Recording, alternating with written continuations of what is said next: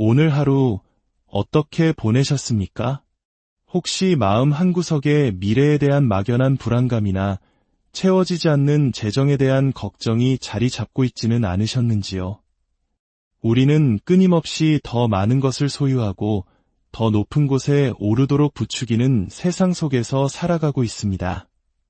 그러나 그럴수록 우리의 마음은 정말 평안해지고 있을까요? 오늘 나눌 이야기는 바로 이 질문에 대한 깊은 울림을 주는 지혜의 말씀입니다. 이 메시지가 당신의 마음에 작은 희망의 씨앗을 심고 삶의 방향을 비추는 등불이 되기를 소망합니다.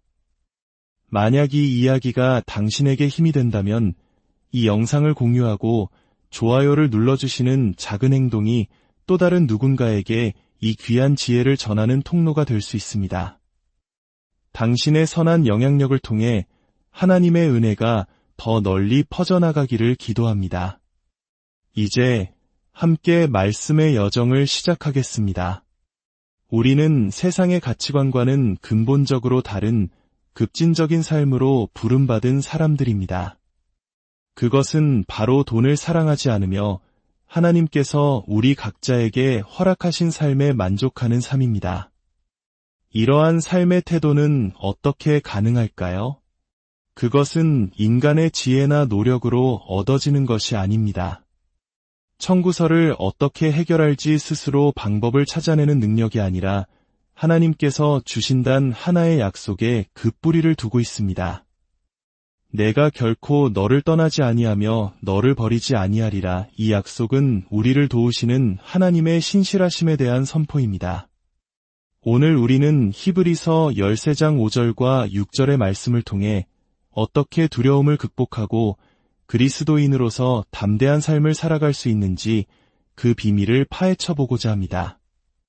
성경, 특히 히브리서는 마치 광활한 대지와 같습니다. 그곳에는 교리의 기초와 신앙의 동기를 부여하는 넓고 깊은 골짜기가 펼쳐져 있습니다. 그리고 그 골짜기로부터 사랑, 거룩, 평화, 위로움과 같은 실천적인 겉면의 봉우리들이 솟아 있습니다. 경주를 끝까지 달리고 굳건히 서서 믿음을 지키라는 외침들이 바로 그 봉우리들입니다. 여기서 중요한 것은 골짜기와 봉우리의 관계입니다. 많은 사람들이 우리의 선한 행실을 보고 하늘에 계신 아버지께 영광을 돌리게 하는 그 눈부신 삶의 봉우리는 하나님을 높이는 교리와 동기부여라는 깊은 골짜기 위에 굳건히 세워져야 한다는 사실입니다. 이 순서를 결코 바꾸어서는 안 됩니다. 우리 죄인을 위해 십자가에 달리신 예수님의 죽음과 같은 신학적 토대 위에 세워진 하나님의 약속들, 바로 이 골짜기가 없다면 우리의 모든 실천과 노력은 사상누각에 불과합니다. 우리는 먼저 이 교리와 약속의 골짜기를 깊이 알아야 합니다. 그리고 그 진리 위에서 우리의 삶이 순종의 빛으로 환하게 빛나도록 해야 합니다. 히브리서 13장 5절과 6절은 이 골짜기와 봉우리의 관계를 명확하게 보여주는 완벽한 예시입니다. 5절 전반부는 이렇게 말합니다. 돈을 사랑하지 말고 있는 바를 족한 줄로 알라. 이것이 바로 삶의 봉우리입니다. 명령이자 권면입니다. 만약 우리가 이 말씀대로 살아간다면 세상은 우리를 이상하게 여길 것입니다. 왜냐하면 이 세상은 돈을 광적으로 사랑하고 자신이 가진 것에 결코 만족하지 못하기 때문입니다. 예수님께서도 마태복음 6장에서 말씀하셨습니다. 이 모든 것은 이방인들이 구하는 것이라. 너희는 먼저 그의 나라와 그의 의를 구하라.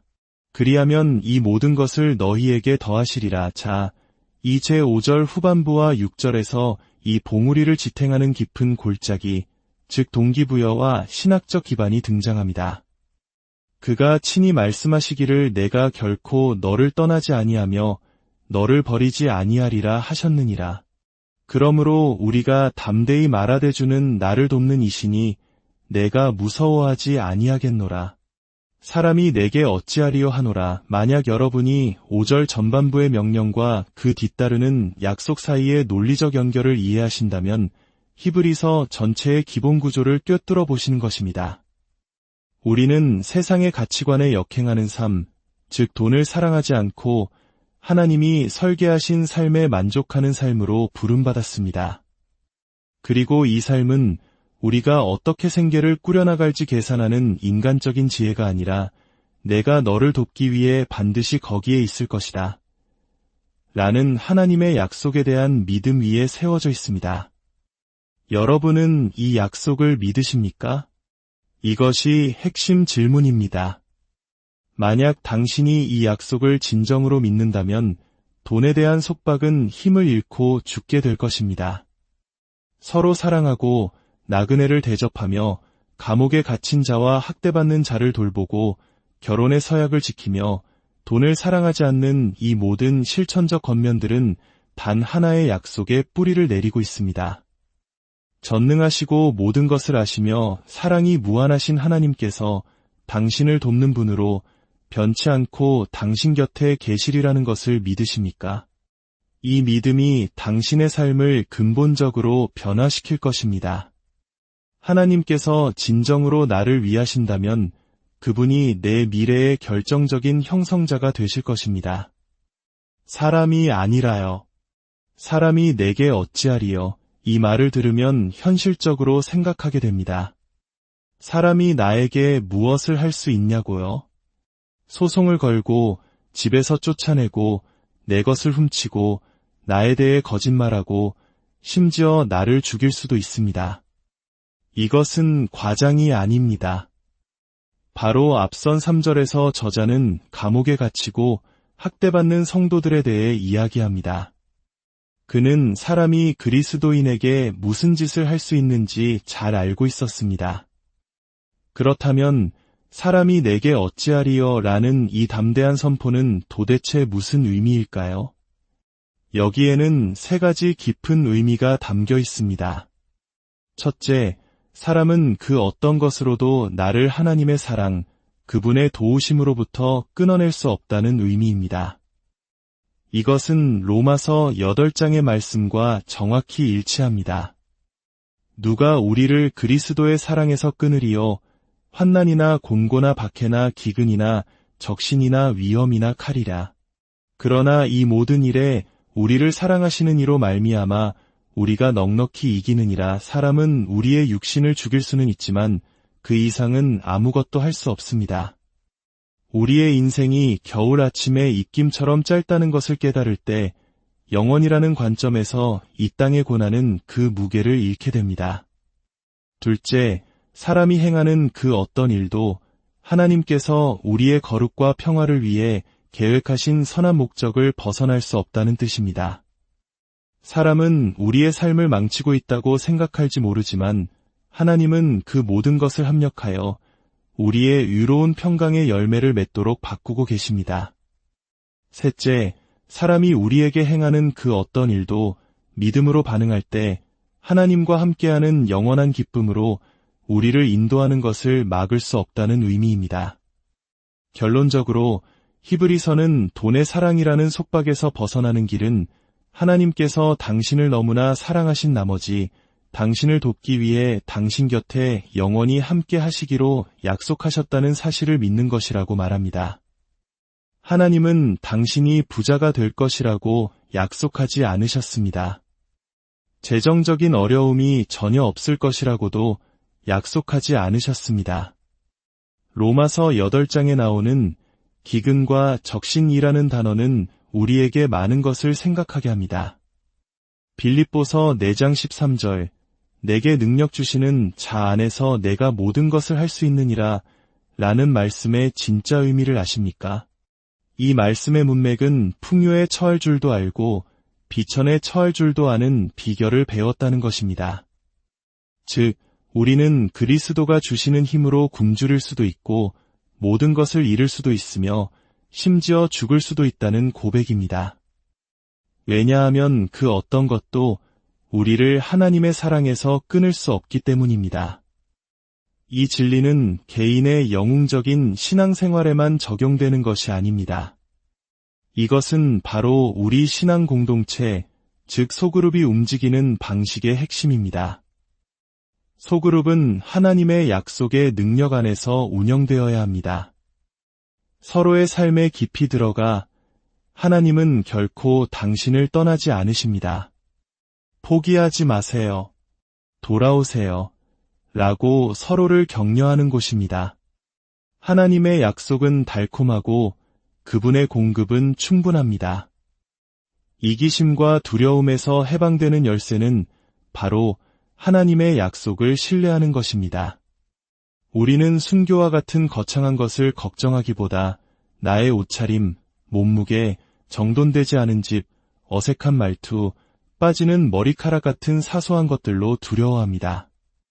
하지만 오늘 말씀은 이 모든 것에 대해 이야기합니다. 내가 너를 도우러 거기 있을 것이다. 너의 신뢰의 기반을 돈과 너 자신에게서 나에게로 옮기지 않겠니? 자, 한번 상상해 봅시다. 당신이 속한 소그룹의 한 자매님이 아파서 몇 주간 병원에 입원했습니다.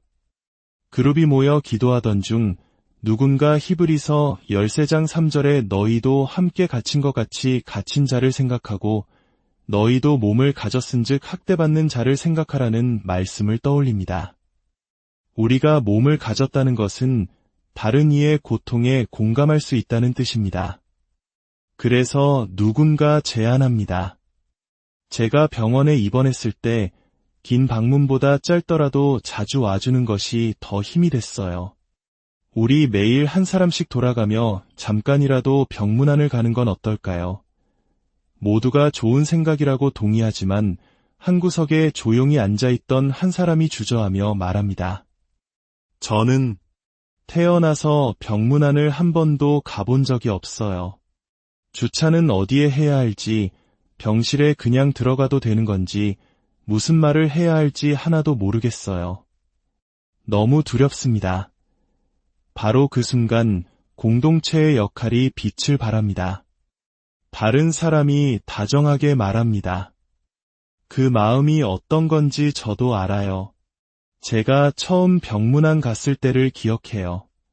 제가 겪었던 경험을 바탕으로 주차부터 병실에 들어가는 것까지 다 알려드릴게요. 또 다른 사람이 덧붙입니다. 무슨 말을 할지 걱정하지 마세요. 아침에 묵상했던 말씀 한 구절을 읽어주고 함께 기도해주는 것만으로도 큰 위로가 돼요. 당신의 마음에 와닿았던 하나님의 말씀을 나누세요. 그리고 마침내 한 사람이 그 사람의 눈을 바라보며 히브리서 13장의 약속을 선포합니다. 이 모든 것은 결국 우리 모두의 믿음에 관한 문제입니다. 하나님께서 약속하셨습니다. 내가 결코 너를 떠나지 아니하며 너를 버리지 아니하리라. 주는 나를 돕는 이시니 내가 무서워하지 아니하겠노라. 그분은 당신이 엘리베이터를 탈 때도, 낯선 냄새가 나는 복도를 걸을 때도, 병실 문을 두드릴 때도 함께 하실 겁니다. 그분이 당신을 도우실 겁니다.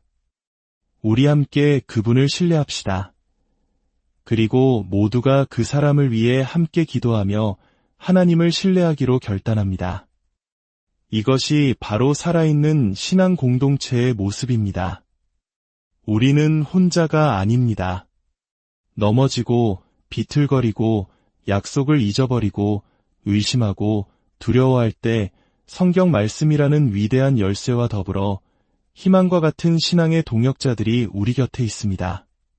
그들은 우리가 절망의 지하 감옥에 갇혀 있을 때 약속이라는 열쇠를 꺼내 문을 열고 걸어 나오라고 격려해주는 사람들입니다. 사랑하는 여러분, 당신의 삶을 짓누르는 두려움은 무엇입니까? 재정적인 불안입니까? 관계의 어려움입니까? 미래에 대한 막막함입니까? 그 모든 두려움의 자리에 하나님의 약속을 올려놓으십시오. 내가 결코 너를 떠나지 아니하며 너를 버리지 아니하리라. 이 약속을 굳게 붙드십시오. 그럴 때 우리는 돈과 세상의 두려움으로부터 자유롭게 되어 진정으로 사랑하고 섬기는 삶, 하나님께서 기뻐하시는 담대한 삶을 살아갈 수 있게 될 것입니다. 기도하겠습니다. 사랑과 은혜의 하나님 아버지, 세상의 가치관 속에서 불안과 염려로 살아가는 저희를 불쌍히 여겨 주옵소서. 결코 너를 떠나지도 버리지도 않겠다는 변치 않는 약속의 말씀을 오늘 저희 마음에 깊이 새겨 주시옵소서. 이 약속을 믿는 믿음 안에서 돈에 대한 탐욕과 사람에 대한 두려움에서 벗어나 주님이 주시는 참된 평안과 자유를 누리며 살게 하옵소서. 우리를 돕는 이가 주님이심을 매 순간 담대히 선포하며 사랑과 섬김의 삶을 살아내는 저희 모두가 되게 하여 주시옵소서. 우리 주 예수 그리스도의 이름으로 기도드립니다.